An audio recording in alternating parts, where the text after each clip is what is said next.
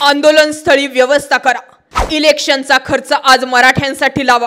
उद्या हेच तुम्हाला डोक्यावर घेतील. मराठ्यांसाठी रात्र वैऱ्याची ठरली. ना पाणी, ना जेवण, ना झोपायला जागा. खरंच इंग्रजांपेक्षा बेकार तुम्ही निघाले. मराठ्यांचा तळतळाट कुठं फेडणार? आधी माहिती असतं तर मराठ्यांनी घरं रिकामी केली असती, पण आंदोलनस्थळी जेवणाची व्यवस्था केली असती. बातमी वाऱ्यासारखी पसरली. मराठ्यांचे जेवणाचे पाण्याचे हाल झाले. आता पहा, ट्रकचे ट्रक भरून अन्नधान्य मुंबईकडे चाललं. मराठा आमदार, तुम्ही ठरवलं असतं तर काल मुंबईत आंदोलकांची ही हाल होत नव्हती. नेमकं घडलंय का? खऱ्या अर्थानं मराठ्यांची कालची रात्र वैऱ्याची ठरली. आंदोलन करणं, उपोषण करणं आणि तेही सरकारला चॅलेंज करणं हे सोपं नसतं. हे काल अख्ख्या मराठा समाजानं अनुभवलं. मनोज जरांगे काय करतायत याचा अंदाजसुद्धा प्रत्येक आंदोलकाला काल आला. सरकारची सिस्टम हँडल करणं सोपं नाहीये. इतिहास सांगतो, आत्तापर्यंत जो सरकारच्या सिस्टमच्या विरोधात लढायला गेलाय तो संपलाय. पण एकजुटीने जर लढला तर ही सिस्टम हायजॅक होऊ शकते. हा इतिहास आणि हेच भविष्य आता मराठ्यांना प्रस्थापित करावं लागणार आहे. कालपासनं बातम्यांच्या हेडलाईन्स बघितल्या, आंदोलकांचं म्हणणं ऐकलं, एकच समजलं, शौचालयात पाणी ठेवलं नाही. अहो, जिथं स्वयंपाक बनवायचा आहे तिथे लाईट्स नव्हत्या. टॉर्च लावून लोकांनी स्वयंपाक बनवलंय. रस्त्याच्या कडेला, हायवेच्या कडेला यांनी खाली काहीतरी अंथरलंय आणि तिथे हे जेवलेत. हातामध्ये अंथरून पांघरून घेऊन रात्रभर झोपण्यासाठी जागेची शोधाशोध केली आहे. आंदोलन स्थळापासून 4 किलोमीटरपर्यंत कुठलंही खाण्याचं पिण्याचं दुकान चालू नव्हतं. पण हो, वाईन शॉप रात्रभर चालू होते बरं का. हा सगळा खेळ केला गेला.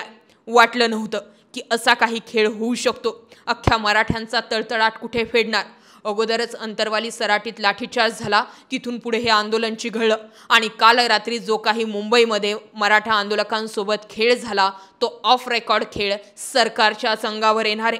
मराठा आमदार होते सुरेश धस, विजयसिंह पंडित, प्रकाश सोळंके, संदीप क्षीरसागर, ओमराजे निंबाळकर, कैलास पाटील, अभिजित पाटील, जे आमदार मनोज जरांगेंच्या भेटीसाठी गेलेले होते. बजरंग बाप्पा सोनवणे, तुम्ही सगळ्यांनी मिळून तुमच्यापर्यंत ही माहिती आली नव्हती का की मराठा समाजाला खाणे आणि पिणे सुद्धा मिळत नाहीये, पाणी मिळत नाहीये, खाण्यासाठी साधा वडापावही मिळत नाहीये.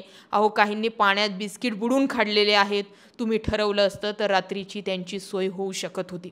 सुरेश धस काल मनोज जरांगेंच्या भेटीसाठी गेले होते. या सगळ्या गोष्टी जर बघितल्या तर आमदार आणि खासदारांनी जर ठरवलं तर मुंबईतील जी सिस्टीम सरकार बनवू इच्छित आहे त्याला भेदता येऊ शकते. विचार करा, वाऱ्यासारखी ही बातमी अख्ख्या महाराष्ट्रभर पसरली आहे की खाण्या आणि पिण्या वाचून मराठ्यांचे हाल होत आहेत. साधा प्रश्न आहे, ते फुकट खायला मागतच नव्हते. किमान जे खाण्यापिण्याचे दुकानं आहेत ते चालू ठेवले पाहिजे होते. उलट अतिरिक्त तास चालू ठेवायला हवे होते. एवढीच काय ती मागणी होती. लालबागचा राजा, आंदोलकांचं हेही म्हणणं आहे की लालबागच्या राजापाशी 24 तास जे आहेत ते प्रसाद सुरू राहतो. मात्र काल त्यांचंही अन्नछत्रालय बंद होतं. वा, ह्या सगळ्या सिस्टीमपुढं आज मराठी झुकलेले नाही आहेत, भविष्यातही झुकणार नाही. पण कुणालाच अंदाज नव्हता की असा काही खेळ केला जाणार आहे.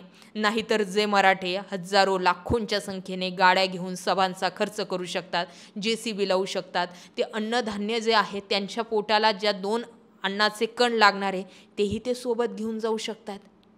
परत म्हणणारे म्हणतील की हां बघा, एवढा मराठ्यांकडे पैसा आहे. ही लढाई पैशासाठी, गरीब श्रीमंतासाठी नाहीच आहे. ही लढाई आहे पुढच्या तरुण पिढीसाठी. ज्यावेळी MPSC, UPSC किंवा कुठल्याही परीक्षांचे रिझल्ट्स येतात ना, त्यावेळी कळता आरक्षणाचा फटका किती मोठ्या प्रमाणावर बसतो. ओपनवाल्यांचं या मराठ्यांची मिनिट लिस्ट सगळ्यात हाय असते. मार्क्सही यांना सगळ्यात हाय असतात. मात्र आरक्षणाचा राखीव कोटा, यांनी जे कष्टाने कमवलेले मार्क्स आहेत त्याची किंमत शून्य करून जातं. जेव्हा फीज भरायला जाताना त्यावेळी मेडिकल कॉलेजला ओपनची फीज असते 90,000, 1 लाख, 2 लाख, 3 लाख आणि OBC 50,000, 20,000, 15,000, 10,000. यासाठी मराठ्यांना OBCतून आरक्षण हवं आहे. आत्ताच्या घडीला सगळ्यात महत्त्वाचं आणि मोठ्या गोष्टी आहेत त्या म्हणजे सरकारसोबत 2 हात करायचे आहेत की मागणीवरती ठाम राहायचं. आंदोलनाला गालबोट लागणार नाही हा जरांगेंचा शब्द होता. मात्र आता जरांगे पाटलांना सुद्धा काही वेळासाठी स्तब्ध व्हावं लागतंय की काय असा प्रश्न तयार झालाय. एकनाथ शिंदे यावेळी मुख्यमंत्री हवे होते असा सुद्धा सूर उमटायला लागलाय. असो, या सगळ्या गोष्टींकडे तुम्ही कसं पाहता? व्यक्त व्हा. जय महाराष्ट्र.